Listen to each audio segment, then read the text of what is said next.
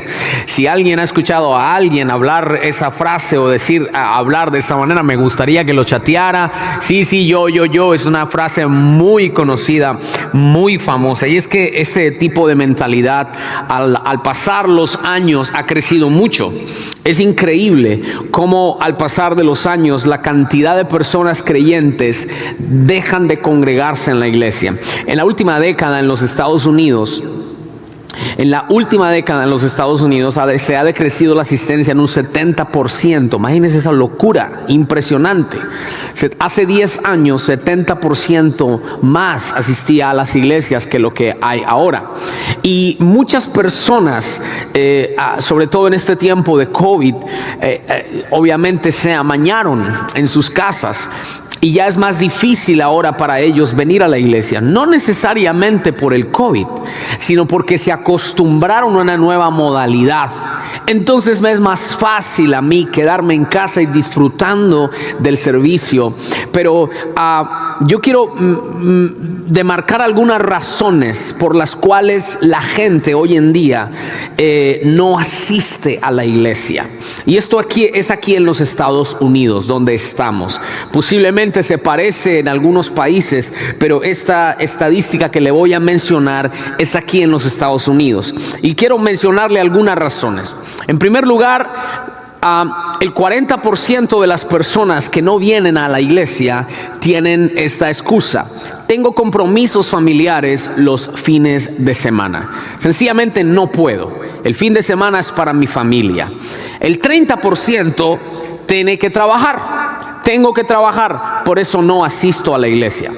El 26% me decepcionaron, por eso no volví a la iglesia. Tuve problemas con otras personas, con pastor, con líderes.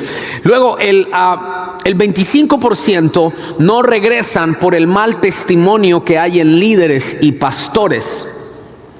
Luego como quinta, otro porcentaje es el 25% dice: no sentí que estaba creciendo espiritualmente. Otro grupo: no me tomaron en cuenta, fui a la iglesia, nadie me llamó, no me tomaron en cuenta. Ese es el 20%. Un 30% dice: me acomodé y me acostumbré a no regresar. En otras palabras, ¿le gusta la iglesia? Sí, me gusta. ¿Le gusta la predicación? Sí, me gusta. Entonces, ¿por qué no viene? Porque sencillamente me acostumbré a no ir. Especialmente, vuelvo a repetir, en este tiempo de COVID, donde muchos se quedaron en cuarentenados en su casa, ya el cuerpo se les acostumbró y están en una zona de comodidad y ya se acostumbraron a recibir la iglesia desde su casa. Pero me llama la atención que el porcentaje más alto en toda esta encuesta es el 8%. Yo mismo dirijo mi propia vida espiritual. En otras palabras, no necesito ir a congregarme porque yo mismo dirijo mi vida espiritual. Yo tengo mi propia relación con Dios. Ese es el 46%, casi la mitad de la gente cristiana en Estados Unidos tiene este argumento para no asistir a la iglesia. Yo no necesito ir a un templo para ser cristiano.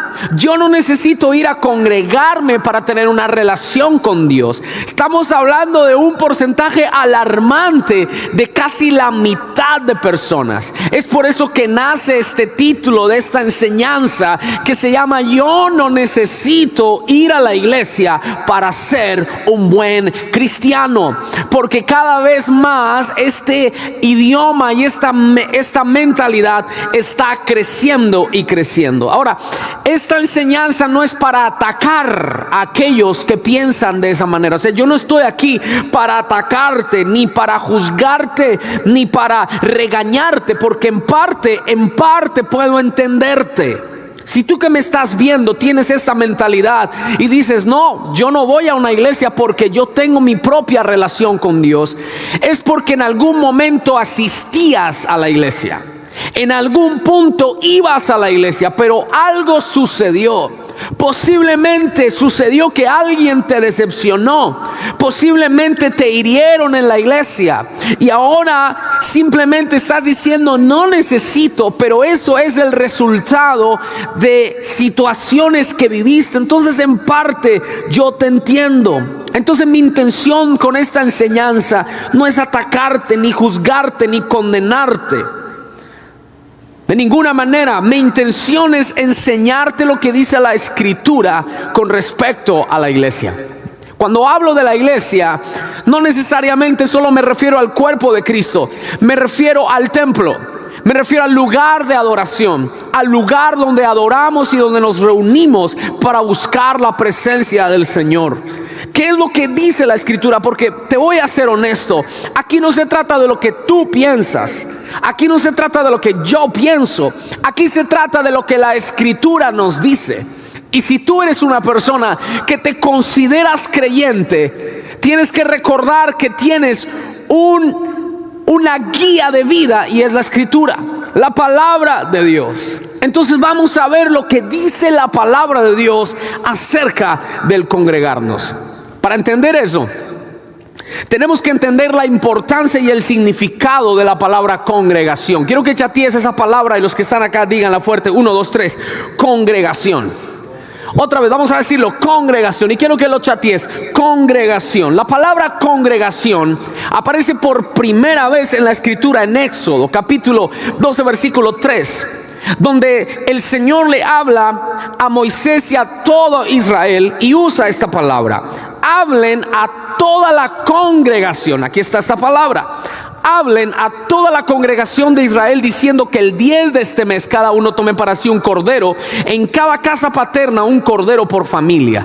Israel estaba a punto de salir de Egipto y la noche de la Pascua Dios los llama como congregación y le dicen hablen a toda la congregación. Recuerden que ellos partieron este animal, este cordero, tipificación de Cristo, en la casa de cada familia y le abrieron las entrañas y lo comieron.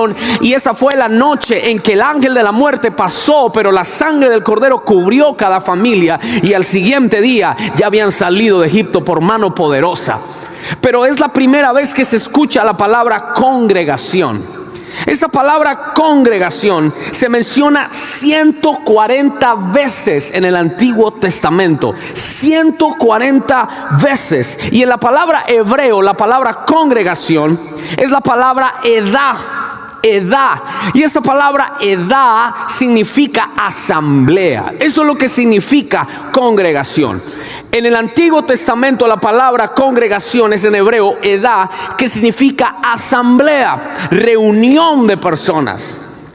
Luego más adelante Dios le ordena a Moisés construir un tabernáculo de adoración donde él pudiera vivir y habitar en medio de la asamblea, en medio de la congregación del pueblo de Israel. Nota que el pueblo de Israel era un país, eran israelitas, pero el Señor les llama congregación, asamblea.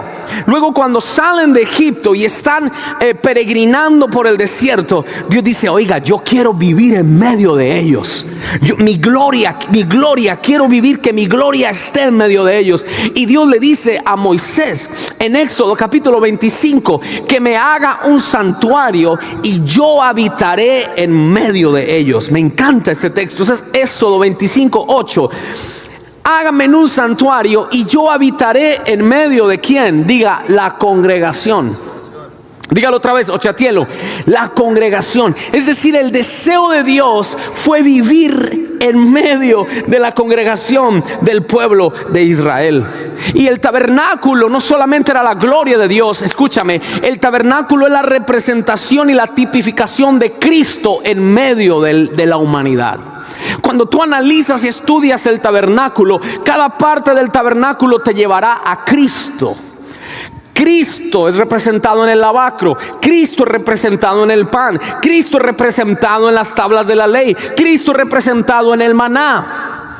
Es decir, el tabernáculo es una tipificación de Cristo, pero también el tabernáculo era Dios mismo queriendo vivir entre la congregación.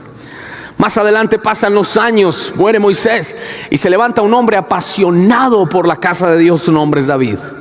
Y David tiene el deseo de construirle una casa a Dios, para que en esa casa se adore y se adore y se adore. Y muchos de nosotros hemos leído salmos increíbles de David, hablando acerca de su amor por la casa de Dios. En una conversación que tiene David con Dios, le dice: Señor, yo quiero construirte una casa. Y Dios le dice a David: no, tú no me vas a construir casa a mí. Yo soy el que te construyó casa a ti. ¿Quién crees tú que eres para construirme casa a mí? Tú has derramado mucha sangre, porque David era un asesino. Mas tu hijo Salomón me levantará un templo. Pero David aún así construyó un tabernáculo. Y el tabernáculo que construyó David no fue por ordenanza de David, fue de Dios a David, sino porque David lo quiso hacer. Y David generó un mover de adoración en medio de la congregación. Mira, por ejemplo, Primera Crónicas 23:3. Mira nada más esto. Fueron contados los adoradores o levitas de 30 años para arriba, y su número, contado uno por uno, fue de 38,000 hombres. Solo los levitas del templo, de la congregación. Entonces dijo David: de estos 24,000 serán para supervisar la obra de la casa del Señor, 6,000 para ser oficiales y jueces, y 4,000 para ser porteros, y otros 4,000 han de alabar al Señor con los instrumentos que he hecho para rendir alabanza. Tú te puedes imaginar lo que se sentía entrar en el tabernáculo de David con 4,000 músicos, 24 horas 7 días a la semana. En ese tabernáculo estaba la gloria de Dios. Luego pasa el tiempo. Se levanta un hombre llamado Nehemías para reconstruir los muros de Jerusalén. Pero también con Nehemías se levanta Esdras, el sacerdote. Nehemías construye los muros, pero Esdras es el hombre usado por Dios también para liderar la reconstrucción del templo. Y con Esdras hay dos profetas que empiezan a profetizar. Es el profeta Ageo y el profeta Zacarías. Y entonces se despierta el espíritu de Zorobabel y lidera un movimiento para restaurar el templo. Alguien diga templo. Y dice la palabra, Nehemías capítulo 8 versículo 1. Entonces todo el pueblo se reunió como un solo. Mira, otra vez vuelve aquí, congregación. Se reunió como un solo hombre en la plaza que estaba frente a las puertas de las aguas. Y dijeron al escriba Esdras que trajera el libro de la ley de Moisés que el Señor le había dado. Sigue a Israel. Y sigue la palabra, dice: Esdras abrió el libro a la vista de toda la congregación, porque él estaba más alto que todo el pueblo. Y cuando él abrió, todo el pueblo se puso en pie. Entonces Esdras bendijo al Señor, el gran Dios, y todo el pueblo, alzando las manos, respondió. Y yo quiero que digas conmigo: amén. Amén. Vemos aquí un culto de avivamiento. Vemos que Dios levantó a Esdras para restaurar el templo. Ahora quiero que notes esto: donde hay congregación hay templo. Donde hay congregación hay templo. Estaba reconstruyéndose el templo. El espíritu del pueblo se estaba despertando para reconstruir el templo. Por eso el profeta Ageo dice: la gloria postrera de esta casa, refiriéndose al templo, será mayor que la primera. Y ese es el contexto en el cual este pueblo se levanta y es avivado por un amor por la casa de Dios. Alguien escriba y diga: yo amo la casa de Dios. Vamos, dígalo. Yo amo la casa de Dios. Todo estaba conectado con el templo. Es que hay algo que a Dios le apasiona, es el ver su pueblo congregado en el lugar donde Él ha asignado que se congregue. No hay algo más apasionante que eso. Dios está apasionado por mostrar su poder y su señorío en medio de la congregación. En medio de la congregación. Ya te mostré algunos ejemplos del Antiguo Testamento. Para aquellos que dicen: pero en el Nuevo Testamento no hay nada de eso. No, hay más. Porque en el Nuevo Testamento ya no se usa la palabra edad, sino se empieza a establecer una palabra que es la palabra eclesia, que de ahí es donde sale la palabra iglesia, que significa la reunión. Vuelve otra vez. En el Antiguo Testamento edad significa congregación. En el Nuevo Testamento eclesia en griego es iglesia, congregación. O sea que tanto en el Antiguo como en el Nuevo Testamento la congregación está presente. Mírame, en el Antiguo Testamento era la congregación de Israel. En el Nuevo Testamento somos la congregación de los hijos de Dios que hemos sido redimidos por la sangre de Jesucristo. pero seguimos siendo congregación. Alguien escriba ahí y diga conmigo: yo hago parte de la congregación. Yo hago parte de la congregación de los justos. Dice la palabra en Salmo capítulo 1: bienaventurado el varón que no anduvo en consejo de malos, ni estuvo en camino de pecadores, ni en silla de escarnecedores se ha sentado, sino que en la ley de Jehová está su delicia, en su ley medita de día y de noche. No así los malos, que son como el tamo que arrebata el viento. Por tanto los malos no se levantarán en medio de la congregación de los justos, porque Jehová conoce el camino de los malos, de los buenos, mas la senda de los malos perecerá. Así que hay una congregación. Yo no estoy aquí en medio de la congregación porque soy lindo. Yo estoy en medio de la congregación porque he sido comprado a precio de sangre. Yo no salí de Egipto como los de israelitas, pero sí salí del mundo. Ahora soy hijo de Dios, redimido por la sangre de Cristo. Entonces no puedo estar como rueda suelta por ahí. Hello, haces parte de una congregación. No necesariamente me refiero a una iglesia local, primero me refiero al cuerpo de Cristo. Haces parte de una congregación de santos redimidos por la sangre de Jesús. Vamos, dale un aplauso al Señor. Ahora, en el Nuevo Testamento, en el Antiguo Testamento ya tiene algunos ejemplos de congregación. Vamos a ver el Nuevo Testamento. Mateo capítulo 12, versículo 12. Jesucristo, después de que entra en la entrada triunfal de Jerusalén, va al templo.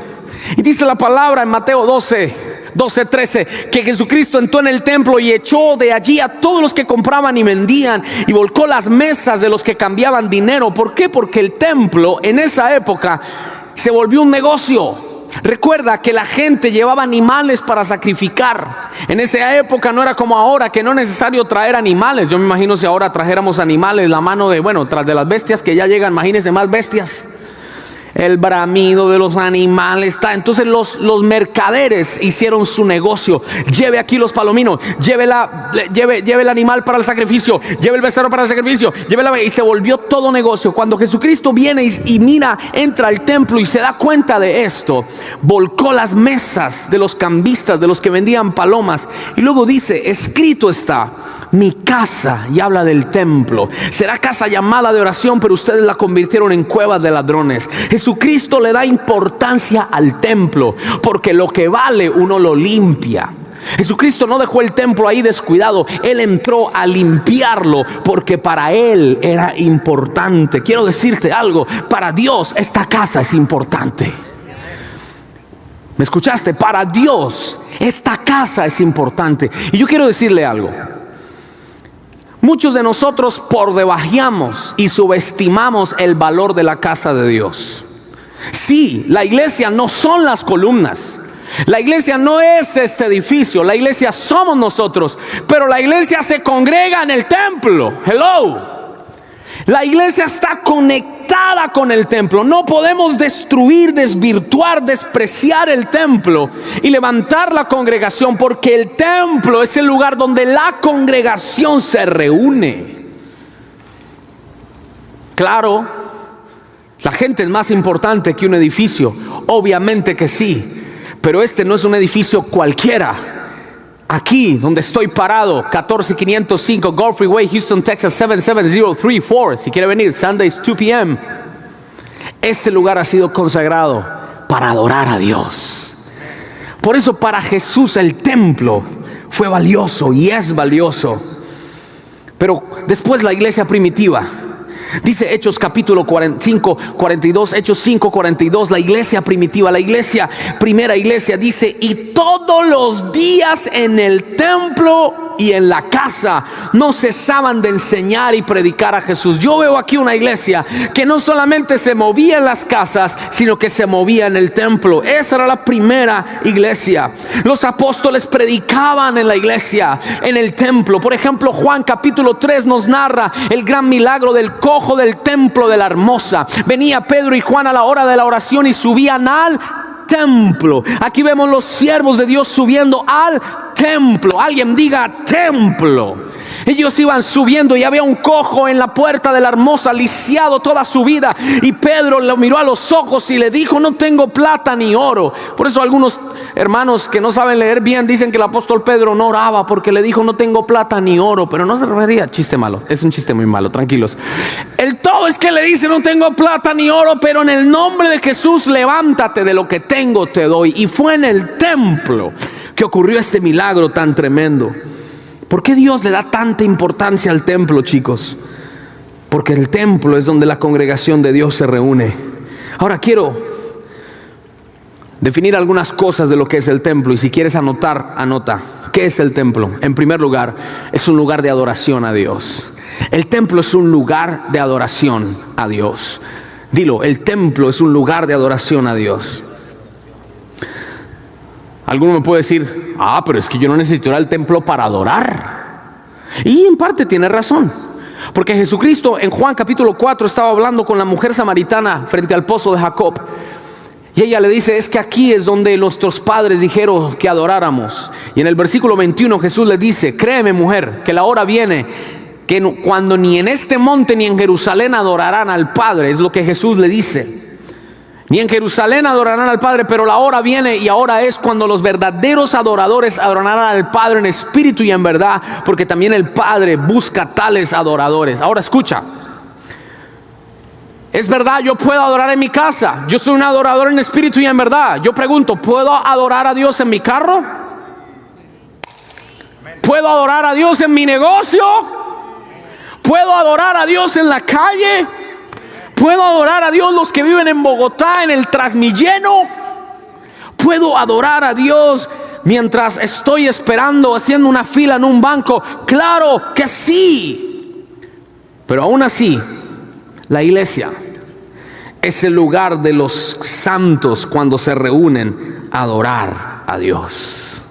Yo he tenido experiencias adorando a Dios en privado increíbles, pero he tenido experiencias adorando a Dios con la congregación. Recuerdo en el año 94 cuando Marcos Witt estaba reventando estadios por toda Latinoamérica y fue a Bogotá. Yo tenía como 15 años y era un coliseo donde cabían 20,000 personas y habían 30,000. Usted sabe cómo es en Latinoamérica, ¿no? Aquí en Estados Unidos no es así, pero en Latinoamérica sí. Donde caben 2, caben 10. Pero habían como unos 10,000 afuera y la gente golpeando las puertas para entrar a alabar al Señor. Y yo estaba adentro. De milagro me dejaron entrar de panzazo dentro del coliseo, porque todo el mundo estaba esperando adorar con Marcos. Y entonces recuerdo que habían 2 ujieres deteniendo la puerta, y los que estaban afuera: queremos adorar. Así decían: queremos adorar. Y empezaron a patear la puerta y rompieron la puerta y le pasaron por encima a los hermanos. Parecían endemoniados. ¿Para qué? Para entrar y levantar las manos y adorar. Y esos mismos que acabaron de pisar al hermano estaban luego levantando las manos cantando Tu Fidelidad. Yo no lo podía creer. Pero al punto que voy es de que había 25,000 personas adentro. Y esa noche yo tuve una experiencia como nunca la he tenido. Y fue la experiencia de adorar en cuerpo, adorar con la congregación. Se escuchaban las voces desde el último gradería hasta abajo, hasta la platea, en un quebrantamiento. Se podía escuchar el llanto de todos y hubo una gloria que nos abrazó a todos. Dígame si esos momentos no valen la pena. Hermano, que no quieres asistir a la iglesia, te estás perdiendo de esos momentos. Y déjeme decirle algo. La Biblia nos narra de algunos pasajes. La Biblia nos muestra algunos pasajes bíblicos de adorar en congregación. Salmo 111:1 dice: aleluya, aleluya, daré gracias al Señor con todo mi corazón, en la sala de mi casa y sin que nadie me moleste.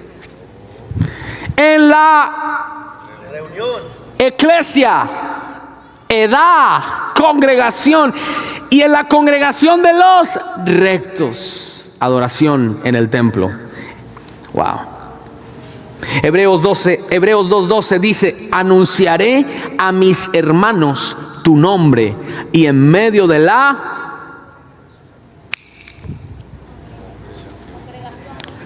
congregación te alabaré. Salmos 35, 18. En la gran congregación, o sea, y no hay tres pelagatos, en la gran congregación te daré gracias. Y luego vuelve y dice, Oiga, se siente muy rico cuando uno está aquí en la iglesia y todos estamos adorando, Señor, en medio de toda esa bulla. Señor, yo estoy aquí adorándote con mis hermanos. ¿Cómo enfatiza la muchedumbre? Me encanta. Salmo 149:1 dice otra vez, aleluya, cantad al Señor un cántico nuevo, su alabanza en la congregación de los santos. Escucha esto, hay un poder único que se manifiesta cuando adoramos como congregación. Hay un poder único que se manifiesta cuando adoramos como congregación. Yo quiero que levante sus manos los que están aquí, díganlo. Hay un poder único que se manifiesta cuando adoramos como congregación. Lo vivimos hace unos minutos atrás. Los chicos nos estaban dirigiendo en un tiempo. Yo estaba postrado allí y yo veía cómo los demás estaban metidos en la adoración. Eso es hermoso. Eso se da en el templo. Por eso escuché esto. Llegue temprano, oh Padre, llegue temprano, porque los primeros minutos de cada servicio se trata de Él. Al llegar tarde usted al servicio, los que se congregan, al llegar tarde a culto, usted le está diciendo a Dios, a mí no me importa adorarte, yo vengo es por lo mío. Y hay gente, yo no sé por qué razón, les gusta llegar es al momento de la prédica. O sea, como que Dios dame, pero la adoración es lo que nosotros le damos a Él. Yo le doy gracias a Dios por el equipo precioso que el Señor nos ha dado aquí en Grace Español. Quiero que le demos un aplauso al equipo de alabanza que nosotros tenemos aquí. Y sabe, la primera razón, escuche, esto es importantísimo. La primera razón por la cual nosotros nos reunimos es para adorarlo. Tú no vienes al templo como primera medida para encontrarte con tu hermano, con la hermana, para high five, how you doing, ¿cómo estás? No, tú vienes para adorarlo. Esa es la primera razón por la cual nos congregamos. Voy a repetirlo, la primera razón por la cual nos reunimos como iglesia es para adorarlo. Así que quiero darte unos 5 segundos para que levantes tus manos y lo adores y le digas, Señor, te adoro, te amo, Señor. El adorador se deja ver en estos detalles. Ahora, si a ti no te gusta la adoración, bueno, hay dos grupos de personas, gente que no le gusta la adoración, no le cuesta, y es por el orgullo que hay, porque la adoración es volverme pequeño para que Él se vuelva grande. Hello. Pero hay gente que no le gusta adorar en público. No, hermano, déjeme tranquilo en mi cuarto que yo allá adoro con el Señor. Bueno, déjeme darle una mala noticia. Cuando usted ve Apocalipsis y lo lee, se dará cuenta que la adoración de Apocalipsis es pública. No sé si usted sabe el destino que le espera. Bueno, espero que vaya al cielo. Y es que allá vamos a estar junto a millones y millones y millones de ángeles y de seres humanos adorando al Cordero día y noche. Allá no es de que usted va a llegar, Señor, ¿dónde está mi cuartico para adorar? ¿Dónde está mi closet? Yo quiero mi closet. No, allá no va a haber closet, hermano. Allá usted va a ser uno más y yo voy a ser uno más en medio de la multitud. Si no te gusta adorar en medio de la congregación, no sé si te vas a sentir bien arriba, en medio de millares y millares y millares y millares. En otras palabras, hermanito, hermanita, papito, vayas acostumbrando, sí. Vayas acostumbrando aquí abajo, porque aquí abajo es un ensayo de lo que va a ser allá arriba. Venimos a la casa de Dios a adorarlo. 2. La casa de Dios es un lugar de oración y milagros. Me encanta eso. Vamos, dígalo. Escríbalo, chatéelo, lugar de adoración y milagros. Por eso Jesucristo dijo, Mateo 21:13, escrito está, mi casa será llamada casa de oración, pero ustedes la volvieron en cueva de ladrones. Y después, inmediatamente que dijo esto, se le acercaron ¿dónde?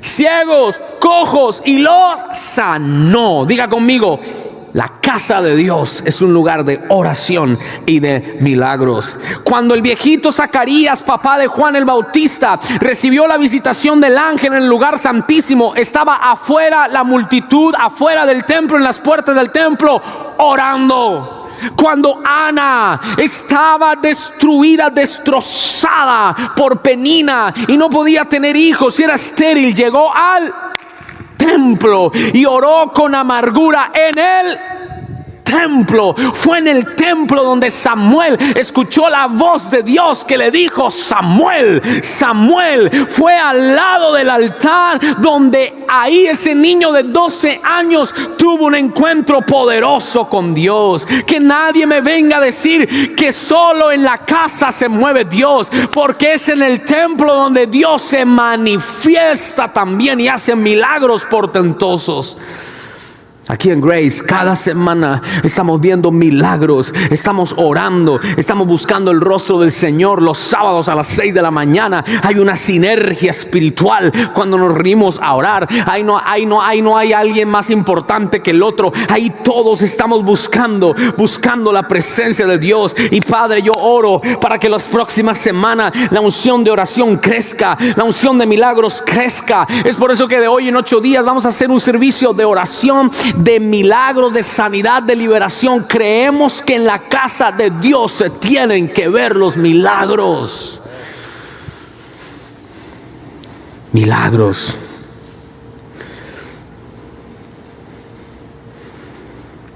Yo he orado para que mientras yo te comparto esto, haya un amor en tu corazón fresco y nuevo por la casa de Dios. Salmo 84, anhela mi alma. Mi alma anhela los atrios del Señor. Wow. Allí es donde el gorrión encuentra lugar. Si el gorrión encuentra lugar para él, cuánto yo no más encontraré descanso para mi alma. Muchos llegan desbaratados aquí a Grace, pero cuando entran por las puertas de atrás y se sientan en medio de la adoración, de la alabanza, en medio de la palabra, encuentran descanso para sus almas. Esta es una casa donde semanalmente se convierten vidas entregan, personas entregan su vida a Jesucristo, están siendo sanadas, transformadas aquí en la casa de Dios. Vamos, dale un aplauso al Señor por la casa de Dios. Pero también la casa de Dios es un lugar de palabra. Me encanta eso. Diga palabra. Palabra. Es increíble cómo Esdras abrió el libro y delante de toda la congregación les leyó la palabra de Dios. Y toda la congregación a una sola voz dijeron amén, amén. Porque la palabra de Dios que se predica en el templo es súper importantísima. El salmista David dijo en el Salmo 27:4: una cosa he pedido al Señor y esa buscaré, que habite yo en la casa del Señor. ¿Cuántos días? O sea, David tenía que sacarlo porque fuera de aquí, hermano, váyase para la casa de mi vida. Para 2 cosas. ¿Para qué? ¿Cómo? Contemplar la hermosura del Señor. Diga adoración. Y para meditar. Diga palabra. Palabra. Yo les digo una cosa. Yo no soy el mejor predicador. Simplemente yo soy alguien más que comparte la palabra. Hay millones de predicadores en el mundo y bendigo a todos los predicadores que predican la palabra, que no predican sus propias ideas, que vienen solamente a sobarle la cabeza a la gente, sino personas que predican la palabra. Pero yo te puedo decir que aquí en nuestra casa Grace Español, una cosa nos esforzamos y es de predicarle a la gente la palabra de Dios. Usted se va a dar cuenta que cada vez que viene a la casa de Dios, aquí se le va a predicar palabra. Mi palabra no tiene poder, es la palabra de Dios. Y que de este altar salga palabra que edifique, que sane, que restaure. Es en la casa de Dios donde hay palabra. Jesucristo entró a la sinagoga cuando leyó Isaías capítulo 61 y diciendo: el Espíritu de Jehová el Señor está sobre mí. Fue en el lugar de adoración. Es en el templo donde tiene que haber palabra. Y yo quiero animarle a usted a que ame la palabra que Dios le da en la iglesia. Los que son de Grace Español, ¿dónde están los que son de Grace Español y de Grace Online? Que me digan amén, amén, amén, amén, amén. Valore la palabra que se le da en la casa. Valore la palabra que se le da en la casa. Yo he orado para que esta casa sea una casa de palabra. El templo, lugar de adoración, lugar de oración, milagros, lugar de palabra. Pero esta me gusta. El templo es un lugar de comunión. Diga eso, comunión. Salmo 133 es un salmo re famosísimo. Mirad cuán bueno y delicioso. Miren, o sea, es de admirar. Cuán bueno y delicioso es habitar los hermanos juntos, en armonía. Es como el óleo, el aceite que viene sobre la cabeza, la cual desciende sobre la barba de Aarón y baja hasta el borde de sus vestiduras, como el rocío de Hermón que desciende sobre los montes de Sión, porque allí envía Jehová bendición y vida eterna. Hay un lugar selectivo donde Dios dice, ¿sabes qué? Allí es donde yo les voy a enviar bendición. Allí es donde no solamente voy a enviarles bendición, me voy a meter en medio de ellos, porque Él habita en medio de las alabanzas de su pueblo. Cuando hay comunión entre nosotros, Dios se mete sin ser invitado. Él dijo, cuando 2 o 3 se reúnen en mi nombre, yo estoy en medio de ellos. Que llegue un tiempo en que los domingos que estemos aquí congregados, no solamente en adoración, sino en comunión, que Dios tenga que decirle a Miguel, a Gabriel, ¿sabe qué, hermano? Estoy que me voy para allá, para Houston.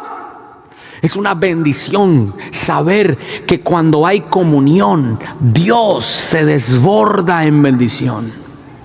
Y ese es el lugar donde nosotros venimos, porque la iglesia es un lugar, el templo es un lugar de comunión, es un lugar en el cual el templo se reúne.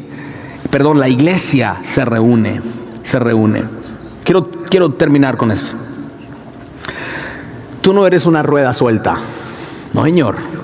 Tú perteneces a un cuerpo. Y te voy a dar algunos pasos importantes, principios prácticos de cómo volver a amar la casa de Dios. En primer lugar, obedece la palabra completa. Obedece la palabra completa. Hay un versículo que muchos se lo vuelan, o no lo saben, o conociéndolo no lo obedecen, y es Hebreos 10:25. No dejando de congregarnos como algunos. Me llama la atención que no dice todos, sino dice, porque hay un 46% que dice, yo necesito ir a la iglesia, o sea, por eso dice algunos. Tienen por costumbre, esta palabra costumbre es disciplina, es hábito, sino exhortándonos, animándonos, y tanto más cuanto veis que aquel día, ¿cuál día? Diga conmigo, el día de mi salvación, el día en que Cristo viene por nosotros. Qué hermoso sería que Jesucristo viniera, que el rapto sucediera mientras nosotros estamos en culto. Sería increíble, ¿sabe por qué? Porque ahí sí uno miraría quién se va y quién se queda. Entonces lo que dice aquí el autor a los Hebreos es, no se dejen de congregar. Dios se alegra al vernos juntos congregados. Yo quiero darle un ejemplo. ¿Cuántos son padres aquí? Levante la mano. Okay. ¿Cuántos son abuelos aquí? Ya casi, ¿verdad? Imagínense yo, por ejemplo, yo me imagino. Una de las cosas que todo padre tiene en la mente es que cuando sus hijos crecen, sobre todo los que tenemos muchos hijos, ya cuando haya yernos, nueras, nietos, uno se imagina, yo no sé quién sueña conmigo. ¿Alguien ha soñado eso conmigo? En la mesa grande, ¿sí o no? Y uno sentado ahí, sin panza, ¿no? Un abuelo con six packs, tal, la vaina y tal, con piscina y todo. Yo oro que mis nietos quieran venir a mi casa. Yo no voy a ser un abuelo amargado. ¿Van de eso? Ay, no, qué pereza. No. Yo soy de los abuelos que mis nietos se van a pelear por venir.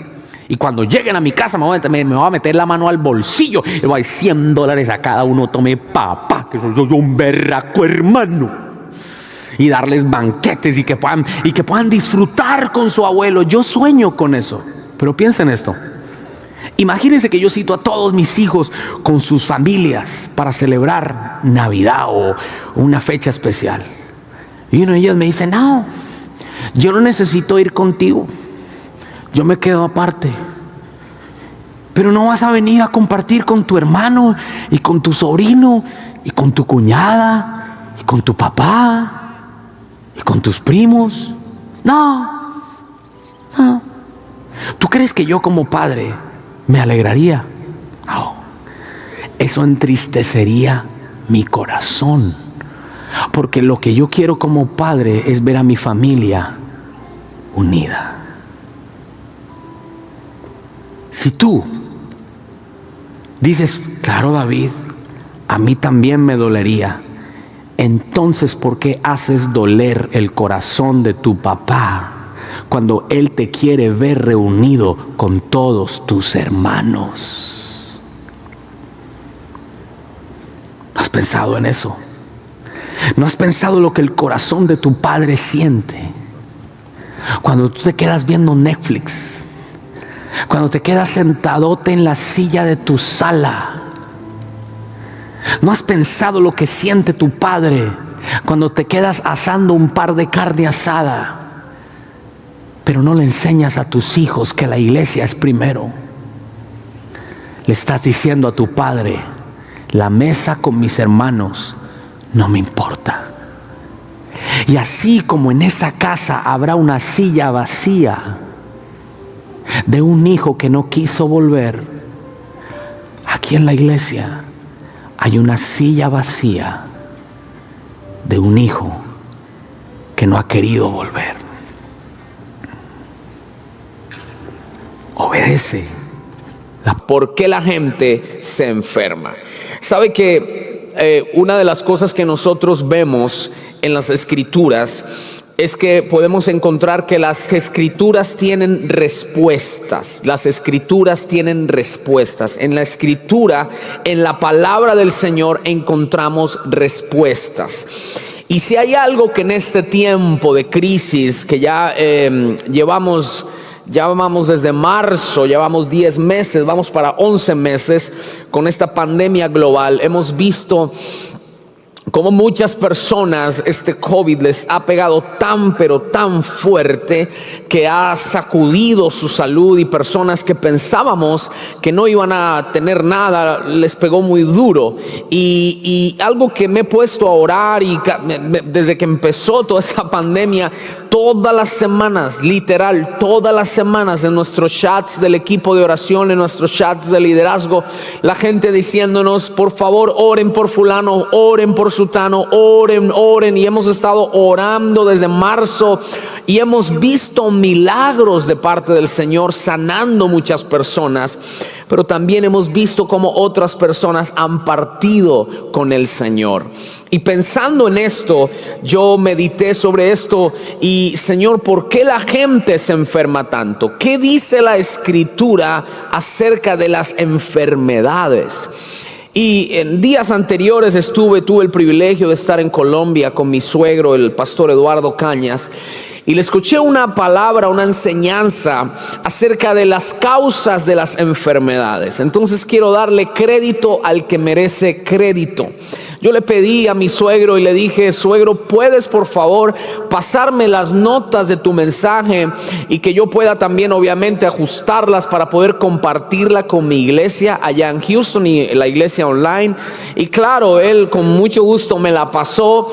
Así que quiero bendecir la vida de mi pastor Eduardo Cañas, mi apóstol Eduardo, que él es el que escuché este mensaje la semana pasada en un ayuno, y yo dije, esta palabra la tiene que escuchar Grace Español y Grace Online. Así que la palabra de hoy es un híbrido, es una mezcla de lo que escuché de mi suegro, más algunos apuntes que el Señor ha puesto en mi corazón.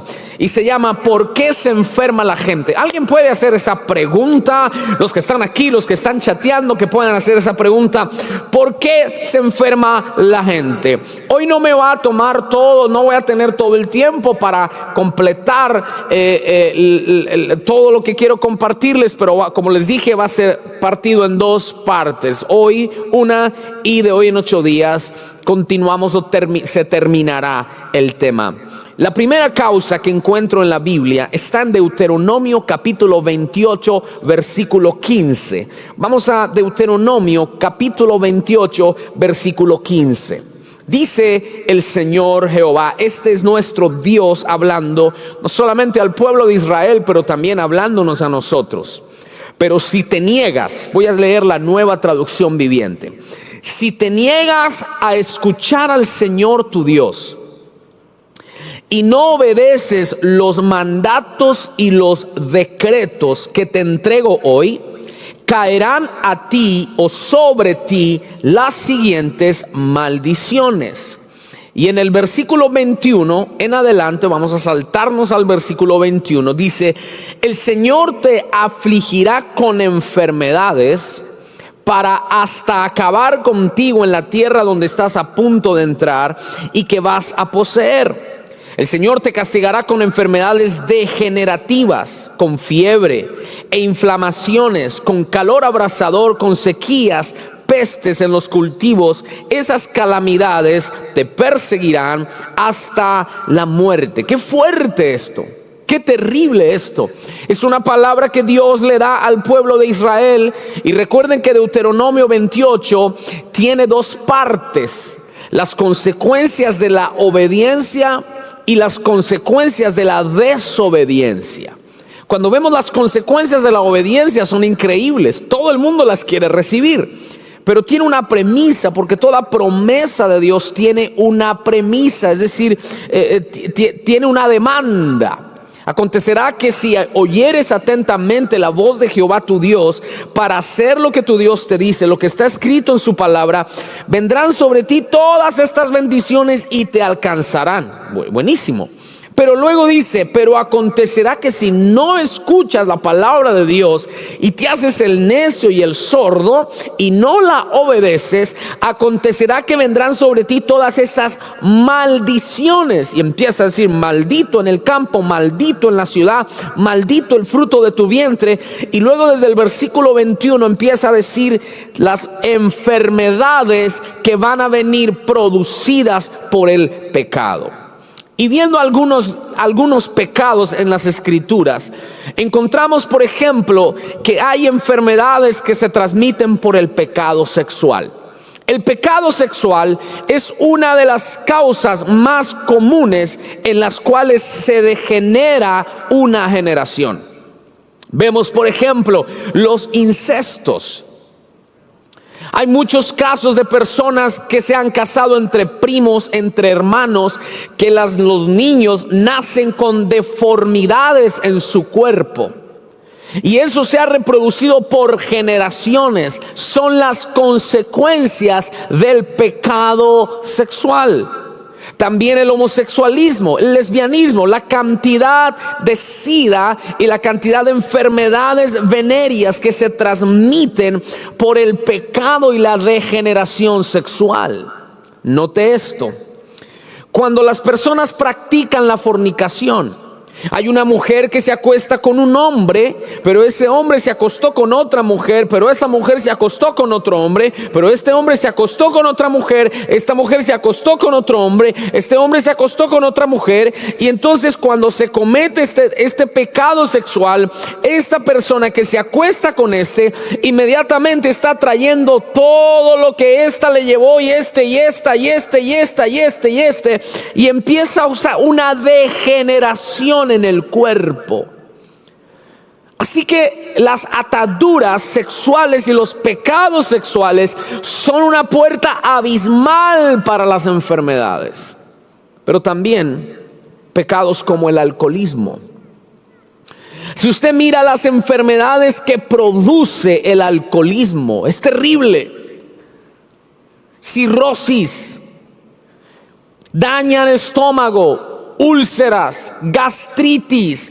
Y yo con mis propios ojos he visto cómo personas han muerto a causa del alcoholismo, porque es un veneno silencioso, lento, que va deteriorando la vida de la persona. ¿Qué se puede decir de las drogas? ¿Qué se puede decir del cigarrillo? ¿Qué se puede decir de esos pecados de vicios que destruyen el cuerpo? Claro, hoy en día hay personas que dicen, no, es que ahora ya hay cigarrillos que no dañan el cuerpo porque son garantizados. Simplemente yo fumo, pero no me está dañando. No, te estás destruyendo a ti mismo. ¿Por qué? Porque la persona que practica el pecado de los vicios, le es difícil tener una cultura de cuidar el cuerpo, de tener deporte, de caminar, de cuidar su cuerpo físico. Y está escrito en la palabra, aquella persona que practica el pecado y que no obedece, dice que vendrán enfermedades degenerativas. Enfermedades que van a empezar a degenerar, a destruir el cuerpo. La primera causa entonces, señores, de la enfermedad es el pecado. Pero hay otra causa. Es cuando una enfermedad es enviada por Satanás. Voy a repetirlo, cuando es enviada por Satanás. Juan capítulo 10, versículo 10, Jesucristo nos lo dijo. El propósito del ladrón es robar y matar y destruir. Eso dice Juan 10:10. Recordemos la historia famosa de Job en capítulo 2, cuando se presentaron los hijos de Dios delante de Dios, y dentro de ellos Satanás. Y Satanás reta a Dios y le dice, no, es que Job, tu hijo Job, no le pasa nada porque tú lo tienes consentido. Déjame tocarlo y verás que va a maldecir. Y Dios le dice, tócalo. Sus bienes en primera instancia, y sus bienes fueron tocados por Satanás y cayó en la ruina. Mas sin embargo, en una segunda round, Dios le permitió a Satanás tocar la integridad física de Job. Y dice la palabra en el versículo 7: entonces Satanás salió de la presencia del Señor e hirió a Job. Nota que aquí no dice que fue Dios, sino fue Satanás. Satanás literalmente, directamente, él mismo hirió a Job con terribles llagas en la piel, desde la cabeza hasta los pies. Entonces aquí no vemos una enfermedad producida por algo natural, sino por algo espiritual. Voy a repetirlo. Aquí no vemos una enfermedad producida por algo natural, por un virus que se está dando, por una bacteria que se está dando, sino por un espíritu de enfermedad. Vemos también otro caso de cómo Satanás enfermó a alguien. En Mateo capítulo 12, versículo 22. Dice la palabra: luego le llevaron a Jesús a un hombre ciego y mudo. Eso es una enfermedad, que estaba poseído por un demonio. Y Jesús sanó al hombre para que pudiera hablar y ver. Y este hombre efectivamente pudo hablar y ver. Demonios de enfermedad. En otra ocasión encontramos una mujer que tenía 18 años con una atadura espiritual que se le manifestaba en una joroba. Y esta mujer tenía literalmente una joroba en su espalda y era una atadura espiritual. Y Jesucristo la hizo libre. Yo soy de las personas que creo que hay demonios que entran en el cuerpo de una persona y la enferman. Es válido atar y reprender a los demonios de enfermedad. Muchas veces personas enfermas van a los doctores y no les encuentran nada, pero les duele todo el cuerpo. Van al psicólogo y están bien, pero tienen dolores profundos. Y muchas de esas personas no practican la guerra espiritual. En mi caso, el año pasado, cuando empezó marzo y empezó esto del COVID, yo empecé a sentirme mal, me empezó a dar ansiedad, me empezó a dar un poco de cosas. Y yo dije, ven acá, esto no es normal. Iba a los doctores, fui a emergencias varias veces, el doctor me dijo, aquí ya no vuelva. Literal me dijo, aquí ya no vuelva, no lo vuelvo a recibir. Que el doctor le diga a uno eso, qué vergüenza, qué vergüenza. Dije, no, este man, Dios mío, ahora tengo que buscar otro doctor porque este ya no me recibe. Hasta que el Señor me dijo, reprende, ora, haz guerra espiritual. Me di cuenta que era una presión espiritual, que no me dejaba dormir en las noches, que me quitaba la respiración. Entonces, así mismo pasa con muchos creyentes, con muchas personas. Es el demonio, es el enemigo, es Satanás. Y muchas veces es porque le abrimos puerta, pero otras veces es porque es un ataque espiritual. Recuerdo que allá en Colombia, cuando yo era pequeño, parte de mi familia era de los llanos orientales y practicaban muchísimo la brujería. Y recuerdo que habían varios parientes que conocía que les hicieron brujería. Y uno de ellos se le metió una rana en el cuello por una brujería que una bruja hechicera le hizo. Alguien dice: ay, Dios mío, no diga eso, pastor. El diablo es real, hermano. Y esta persona literal estuvo como no podía ni respirar, no podía ni comer, no podía nada, porque la brujería se la hicieron en el cuello. Claro, hay personas que dicen hasta allá no, pero son casos que son verídicos, reales, porque los demonios toman forma de tumores. Porque hay espíritus inmundos que toman forma de enfermedades y se meten al cuerpo. Por eso tú y yo constantemente, alguien escriba, diga constantemente tenemos que estar haciendo guerra espiritual. Yo le digo algo. Si a usted le empieza a doler la cabeza, si a usted se siente así, se siente allá, se siente allí, lo primero que usted tiene que hacer antes de correr al doctor, haga guerra espiritual. Y después de hacer guerra espiritual, si se sigue sintiendo mal, pues haga lo que tenga que hacer. Pero no deje el arma de la guerra espiritual a lo último. Tómela como primera opción. Satanás también entonces envía enfermedades. La tercera causa es esta. Primera, ya dije, el pecado. Segunda, enviada por Satanás. Tercera, enviada por Dios. Ojo, porque aquí mucha gente no está de acuerdo conmigo. La gente piensa que Dios no enferma a muchos, pero en la Escritura yo encuentro pasajes donde Dios envió enfermedades. Pues lo leímos en Deuteronomio 28. Este es un pasaje en Números capítulo 12, versículo 1 al 13, no lo vamos a leer todo, pero simplemente lo dejo como referencia. Números 12, 1 al 13, es cuando los hijos de Coré se rebelan en contra de Moisés, pero hay también una rebelión hacia Moisés de parte de sus hermanos María y Aarón. Y María era una profetisa y entró en ella un celo y una envidia hacia su hermano Moisés y se rebeló hacia su hermano Moisés. Y ella dijo: ¿acaso es que solo Dios profetiza solo por la boca de Moisés? No, Señor, yo también soy ungida. ¿Acaso es que él solo es el ungido? Yo también soy ungida. Por eso muchos así, cuando empiezan con orgullo, con altivez, se cree, mejor dicho, la última papa del asado y se rebelan en contra de sus autoridades. Eso fue lo que hizo María. ¿Y quién es este? ¿Es que se cree el ungido? No, yo también soy ungida. Y el Señor se manifestó y una lepra se le apareció completa en su cuerpo. Lepra, llagas en todo su cuerpo, que su piel era blanca completamente. Y Moisés, al verla, sintió compasión, porque eso hace la gente de Dios. Y fue delante del Señor y pidió misericordia por María o Miriam. Vemos entonces también el caso del criado de Eliseo llamado Jesse. Eso está en Segunda de Reyes 20:27. Viene Naamán, el general del ejército de Siria, lleno de lepra.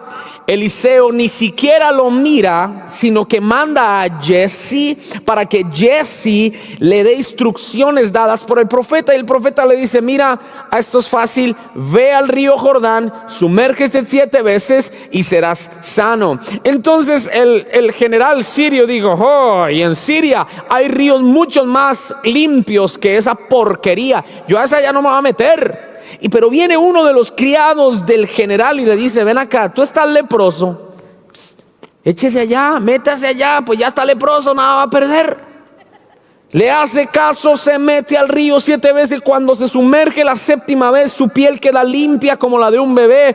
Este hombre regresa a donde Eliseo a traerle sus riquezas, y Eliseo no le recibe nada. Váyase, mi hijo, no quiero nada suyo. Él se va, pero Giezi, con el criado de Eliseo, con avaricia, se va detrás y le dice: oye, mi jefe se arrepintió. El profeta dice que sí le mandes, que le des riquezas, que le des los regalos. Pero no era cierto, porque el profeta no había mandado eso.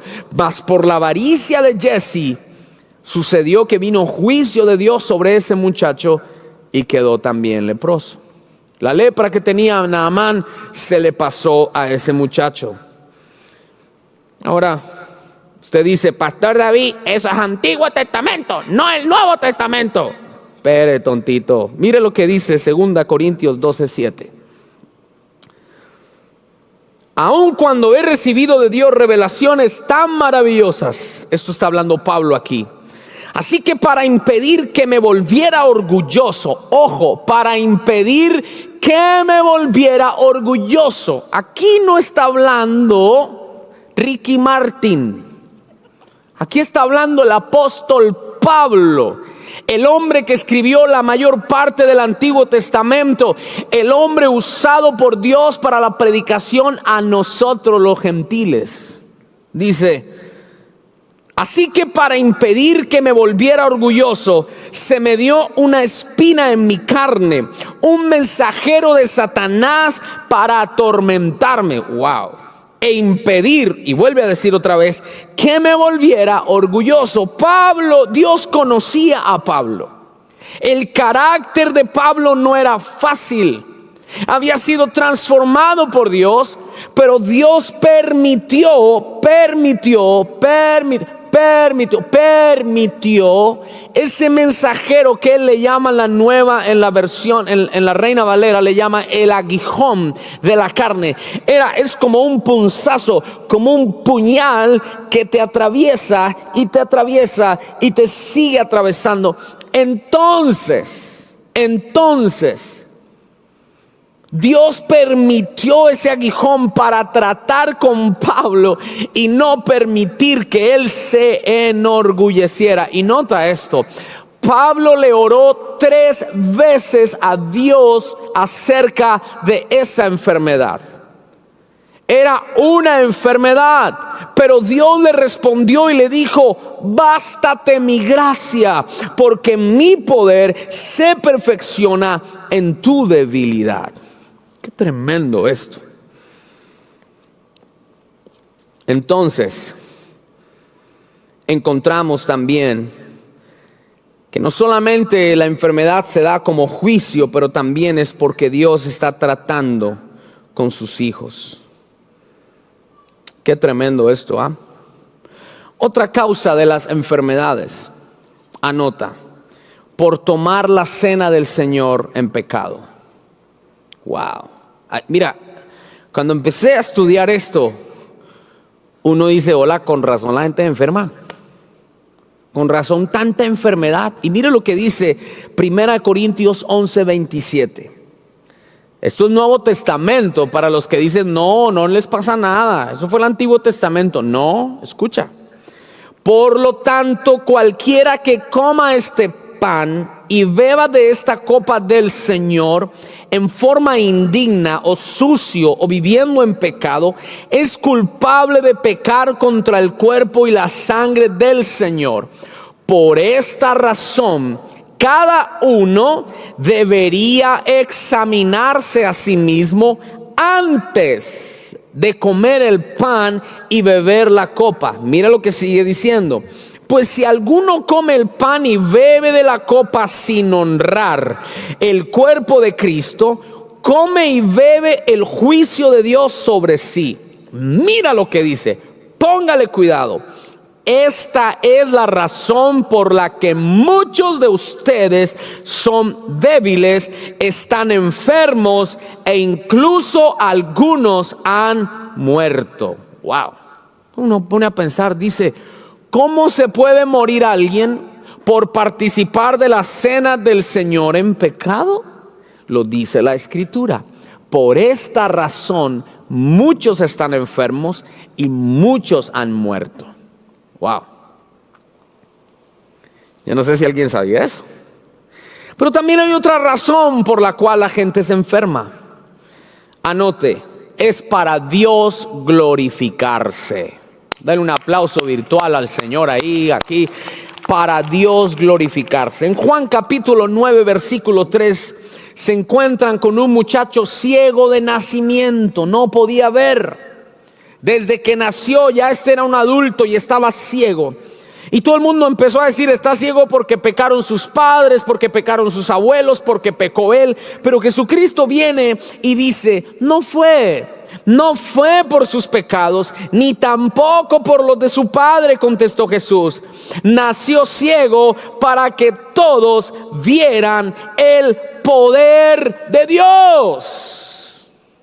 Y esa es la que más me gusta, obviamente la que más nos gusta a todas. Que Dios se glorifique en una enfermedad. Hay cosas que Dios permite para Él glorificarse. Dios, por ejemplo, permitió la muerte de Lázaro. Eso está en Juan 11, 42, 44. Cuando Jesús está al frente de la tumba de Lázaro, después de 4 días de muerto, Él dice: tú siempre me oyes, Señor, papá, pero lo dije en voz alta por el bien de toda esta gente, para que crean que tú me enviaste. Entonces Jesús gritó: Lázaro, sal de ahí. Y el muerto salió de la tumba con las manos envueltas y envendadas del entierro y la cabeza enrollada en un lienzo. Y Jesús dijo: quítenle las vendas y déjenlo ir. Es decir, Jesucristo permitió la muerte de Lázaro para que Él fuera glorificado. Hay alguien que ahora tiene que recibir esta palabra. La enfermedad que estás teniendo es para que Dios se glorifique. Pero no desvirtuamos las otras causas que te mencioné. Vamos a hacer una recapitulación. Primera, por el pecado. Segunda, enviada por Satanás. Tercera, enviada por Dios como juicio. Cuarta, por un proceso que Dios tiene con sus hijos. Por un proceso, y te di el ejemplo de Pablo. Quinta, por tomar la cena del Señor en pecado. Sexta, para Dios glorificarse. Y séptima, y termino con esto y terminamos el siguiente semana, por causas naturales. Por causas naturales. Déjeme decirle algo. ¿Qué es mejor? ¿Qué es mejor? ¿Pedir siempre que Dios te esté sanando o estar saludable? No escucho el chat. Estar saludable. Y si medimos todas las causas que yo te he dicho versus las causas que te voy a dar, la gran mayoría de enfermedades no es por las razones que te acabo de mencionar en su mayoría, sino en su mayoría es porque no hemos cuidado el templo del Espíritu Santo, que es nuestro cuerpo. Yo conozco personas que Dios las sana y se vuelven a enfermar. ¿Por qué? Porque no cuidaron su sanidad.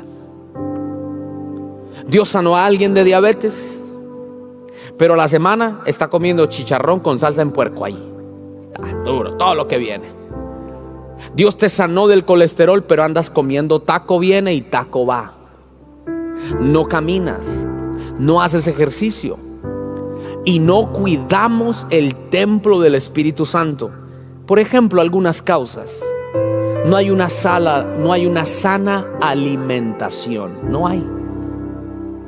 Yo en este último año, fui confrontado acerca de cómo yo como. Yo era de los que comía para llenarme, pero no para alimentarme. No sé si hay alguien que se identifica conmigo, pero yo antes comía y hasta que no sentía que la comida me quedaba acá. Ahora sí comí bien, pero no comí bien, comí re mal. Hasta que le enseñé a mi estómago no a llenarse, sino a alimentarse. Me di cuenta que muchas veces andaba muy ansioso y la ansiedad me llevaba a comer de más. Y eso me hizo daño. El año pasado me tuvieron que quitar la vesícula. Y cuando me quitaron la vesícula me confronté porque dije, Señor, tan joven, yo con 22 años de edad que tengo, y me tienen que quitar la vesícula. Y me sentí mal. Y eso me hizo cambiar mi dieta. Yo en el desayuno, yo casi no desayunaba. Un café, y después al lonche comía. Y ahora entendí que en el desayuno tengo que comerme un batido todos los días. Y tomarme cosas que mi estómago, a mí la avena, yo odiaba la avena. Odiaba al diablo y a la avena. Al diablo todavía lo odio, pero la avena la odiaba. Hasta que el doctor me dijo, no señor, me va a tomar avena con chía y con otras cosas. Ahorita, después le voy a, si quiere una dieta, esa se la cobro y más aparte se la digo. Pero tuve que empezar a cambiar. Y yo le dije, Señor, tú tienes para mí un ministerio grande y duradero. Pero muchos que tienen ministerios grandes y duraderos no se cuidan para la asignación que Dios tiene para ellos. Voy a repetir, hay gente que teniendo un gran ministerio no se han cuidado para la asignación que Dios tiene para ellos. Entonces el cuidado que tú tengas con tu cuerpo, si tú cuidas tu cuerpo, tú le estás diciendo a Dios, puedes confiar en mí. Y lo digo esto con el temor de Dios, pero hay mucho predicador que no da testimonio de cómo ellos se cuidan. Entonces hartan y tragan y tragan y tragan y después oran para que Dios sane al pueblo. Y Dios le dice a ese predicador y a ese líder, no tienes autoridad. No tienes autoridad con la gente porque no has administrado el templo del Espíritu Santo que eres tú. Y Dios tiene para ti algo grande, pero a medida de que tú te cuides, Dios va a poder cumplir el propósito en tu vida. Ejercicio. Ay, yo no tengo tiempo para ejercicio, pero sí tenemos tiempo para 2 horas de Netflix. Caminar, respirar, pero también es esto, falta de descanso. Entonces, hay muchas cosas que se continuarán la semana que viene, pero quería sembrar esto en tu corazón, en el nombre de Jesús. Que reflexiones sobre las causas de las enfermedades que tú has vivido. Si ha sido por el pecado, si ha sido porque Satanás ha estado atacando, si ha sido por un trato de Dios en tu orgullo. Hay gente orgullosa que la única herramienta que Dios pudo usar para tratarlos fue la enfermedad. Míreme acá. A veces tomamos a Dios como una maquinita de los deseos. Sáname ya, sáname ya. Y Dios dice, papito, ese aguijón le está ayudando a que no se me vuelva orgulloso como Pablo. Ahora, no es tener una mentalidad de Señor, enférmame. No, el diseño de Dios es que vivamos bien, sanos, como en Génesis.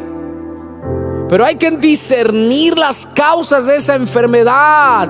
Y si está en alguna de las categorías que yo te mencioné, vamos a pedirle al Señor que nos ayude, que nos fortalezca y que traiga sanidad y responsabilidad a nosotros. Así que, Padre, en esta hora yo oro no solo por cada persona que me está escuchando, pero oro por cada persona enferma.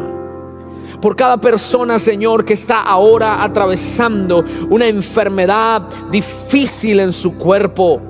Una enfermedad, Señor, que no puede más con ella. Yo te pido que tengas misericordia y que traigas sanidad a cada cuerpo que me está viendo, Padre. A cada persona que me está viendo. Que la sanidad divina venga, Señor. Ven y sana al quebrantado. Ven y sana a esa persona que no puede respirar. Trae sanidad sobre los pulmones de ese hombre, de esa mujer. Trae sanidad. Se va toda úlcera, diabetes, cáncer, leucemia, osteoporosis, migraña. En el nombre de Jesús. Perdónanos si no hemos cuidado tu templo.